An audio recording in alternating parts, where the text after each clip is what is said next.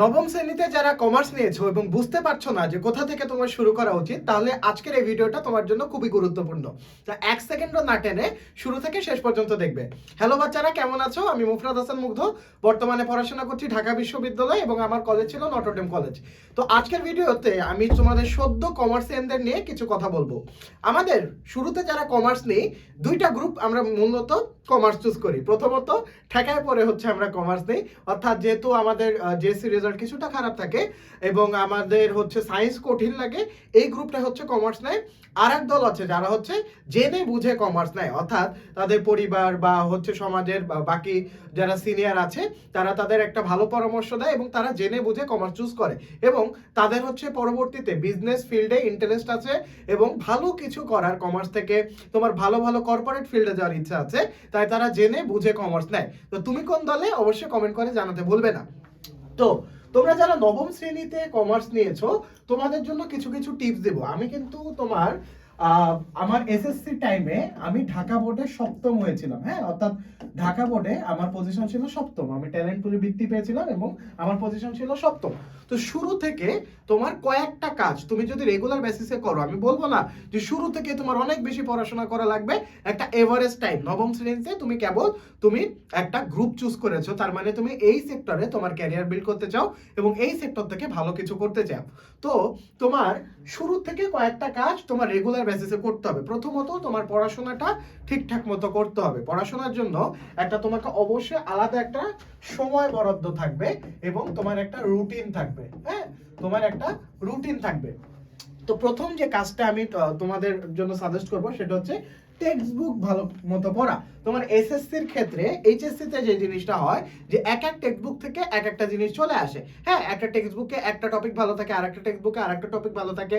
তো এইচএসসি তে কিন্তু নির্দিষ্ট কোনো টেক্সট বুকে থেকে যে আসবে এটা কোনো গ্যারান্টি নেই। কিন্তু তোমার এসএসসি তে, অর্থাৎ তুমি যখন এসএসসি পরীক্ষা দিবে, তুমি যখন বোর্ড পরীক্ষা দিবে, তখন তোমার এটা মোটামুটি নিশ্চিত বলা যায় যে তোমার টেক্সট বুকের বাইরে কোনো কোশ্চেন আসবে না।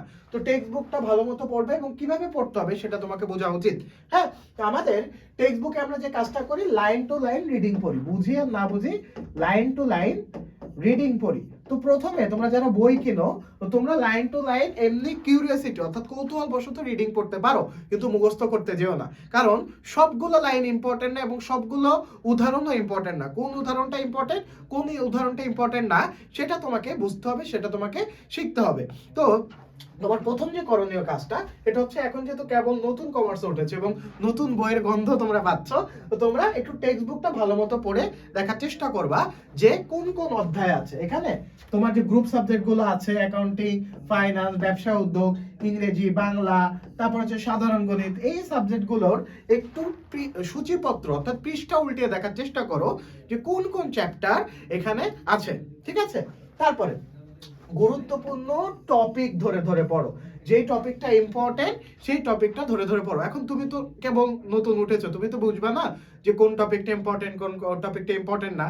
তো আমাদের চ্যানেলে তোমরা একটু ভিজিট করে আসতে পারো। আমাদের এসএসসি 25-এর জন্য একটা ফ্রি প্লেলিস্ট আছে। ওই প্লেলিস্টে আমাদের অনেক ভিডিও আছে, ওখানে তোমাদের জন্য অনেক গাইডলাইন দেওয়া আছে। অর্থাৎ তোমাদের বড় ভাইয়া এবং আপুরা কিন্তু আমাদের ভিডিও দেখে এখন এইচএসসি তে আমাদের কোর্স করছে, হ্যাঁ। তো তোমাদের বড় ভাইয়া আপুরা আমাদের ভিডিও দেখে এসএসসি পরীক্ষা দিয়েছে, আলহামদুলিল্লাহ অনেক ভালো রেজাল্ট করেছে এবং তারা কিন্তু এই চ্যানেলে অনেক আগে থেকেই আছে।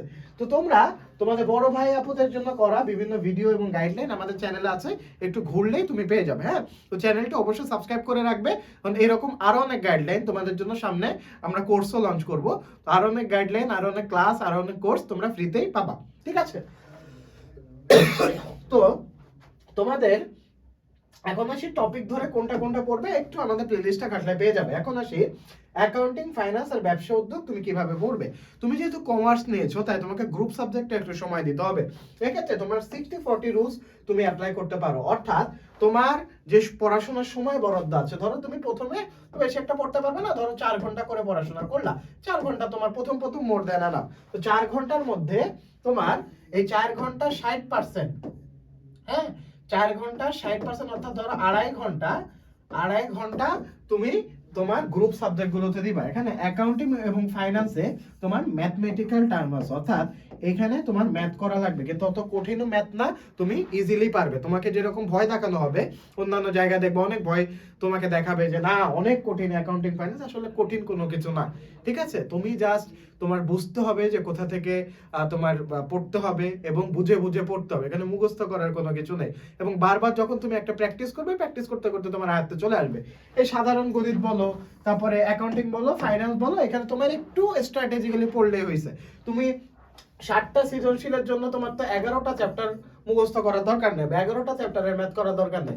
60টা সৃজনশীলের জন্য তুমি 8 বা 9 চ্যাপ্টার টার্গেট করে যাও, বাকি 2 চ্যাপ্টার যা সেম সিকের জন্য টার্গেট করে যায়, তাহলে তো হয়ে যায়। তো এইভাবে নানা রকম টেকনিক আছে যেটা অ্যাপ্লাই করে তুমি ভালো করতে পারবে। তো আমাদের কমার্স স্টুডেন্টদের একটা দুর্বলতার জায়গা থাকে কিন্তু ইংরেজি এবং বাংলা। ইংরেজির ক্ষেত্রে অবশ্যই ইংরেজি দ্বিতীয় পত্রতে তোমার ফোকাস দিতে হবে, এবং বাংলার ক্ষেত্রে তোমার বাংলা দ্বিতীয় পত্রতে ভালো ফোকাস দিতে হবে। কারণ প্রথম পত্রে আমি দেখেছি যারা এসএসসি পরীক্ষা দেয় বা যারা এইচএসসি পরীক্ষা দেয়, তো প্রথম পত্রে প্রত্যেকের একটু মার্কস কম থাকে, তারা পরবর্তীতে কাভার দেয় কিন্তু দ্বিতীয় পত্র থেকে। তো এই ইংরেজি এবং বাংলা অবশ্যই তোমার দ্বিতীয় পত্রে ভালো মার্ক রাখার একটা টার্গেট রাখতে হবে শুরু থেকে। হ্যাঁ, এবং সাধারণ গণিতে আমাদের একটু দুর্বলতা থাকে, তো তোমার দুর্বলতার জায়গা ভেদে তুমি প্রিপারেশন নিবে। তো আমার ব্যক্তিগত সাজেশন থাকবে, তোমার পরিসংখ্যান থেকে তুমি অবশ্যই অ্যান্সার করতে পারবে। পরিসংখ্যান সবাই পারে, মোটামুটি সোজা আছে। পরিসংখ্যান থেকে তুমি একটা চ্যাপ্টার টার্গেট করো, ওখানে চ্যাপ্টার একটাই আছে। তারপর ত্রিকোণমিতি থেকে 9.1, 9.2, তারপর 10 চ্যাপ্টার আছে। তো ত্রিকোণমিতিটা একটু স্ট্রং ভাবে তুমি প্রিপারেশন নিয়ে গেলে এই ত্রিকোণমিতি থেকে তুমি 2টা সৃজনশীল দিতে পারবে। তো বীজগণিত থেকে কয়েকটা চ্যাপ্টার টার্গেট করে পড়ে যাও, যেমন আমার পার্সোনাল প্রেফারেন্স ছিল চ্যাপ্টার 3, চ্যাপ্টার 4। হ্যাঁ, বীজগণিতিক সূত্রাবলী, তারপর হচ্ছে লগারিদম। তো এখানে তোমার মানে শক্তিমত্তা এবং তোমার দুর্বলতা বুঝে তোমার প্র্যাকটিস করতে হবে। এখন শুরুতে তো তুমি বুঝবা না, শুরুতে তোমার কয়েকটা জিনিস তুমি কনস্ট্যান্টলি করতে থাকো, তারপর আস্তে আস্তে তুমি বুঝবা যে তোমার দুর্বলতা কোথায়। দেখা যাবে তুমি জ্যামিতি একদমই পারছো না, কিন্তু ত্রিকোণমিতি তুমি অনেক ভালো বোঝো, বা তুমি ত্রিকোণমিতি একদমই পারছো না কিন্তু জ্যামিতি তুমি ভালো বোঝো। তো তুমি আগে তোমার একটু দেখো যে কোন চ্যাপ্টারে কি কি আছে, একটু ম্যাথটার দেখার চেষ্টা করো। নতুন বই পেলে আমাদের ভালো লাগতো, নতুন বইয়ের গন্ধ, মলাট করা, বাবার সাথে বসে মলাট করা। তো তোমরা যেহেতু কেবল নবম শ্রেণীতে উঠেছো, একটু দেখো কোথায় কি আছে, অধ্যায় কয়টা চ্যাপ্টার আছে, বা একটু পড়াশোনা করার চেষ্টা করো। জাস্ট টেক্সট বুকটা পড়ো, আর কিছু লাগবে না। এখন থেকে অনেকে তোমাকে অনেকভাবে ভয় দেখাবে যে এই কোচিং এর কোর্স কিনো, ওই কোচিং এর এটা কিনো, এই শীট কিনো, এই গাইড কিনো। কিচ্ছু কেনার দরকার নেই। প্রথমে আগে টেক্সট বুক একটু পড়াশোনা করো। পড়াশোনা করলে তখন তোমার পড়ার যখন আগ্রহটা তৈরি হবে, তখন তুমি গাইড কিনো, বই কিনো, কোনো সমস্যা নেই। ঠিক আছে, তো আজকের ভিডিও এই পর্যন্তই। যদি কোনো প্রশ্ন থাকে অবশ্যই কমেন্ট বক্সে জানাতে ভুলবে না, এবং চ্যানেলে তোমরা যেহেতু নতুন অবশ্যই চ্যানেলটি সাবস্ক্রাইব করবে এবং চ্যানেলটি তোমার বন্ধুদের কাছে শেয়ার করে দিবে। এই চ্যানেলে কিন্তু কমার্স রিলেটেড তোমাদের প্রতিনিয়ত ভিডিও আসবে, প্রতিনিয়ত তোমাদের জন্য ক্লাস আসবে, এবং তোমাদের জন্য অবশ্যই কোর্স আসবে। তো দেখা হচ্ছে পরবর্তী ভিডিওতে। আসসালামু আলাইকুম।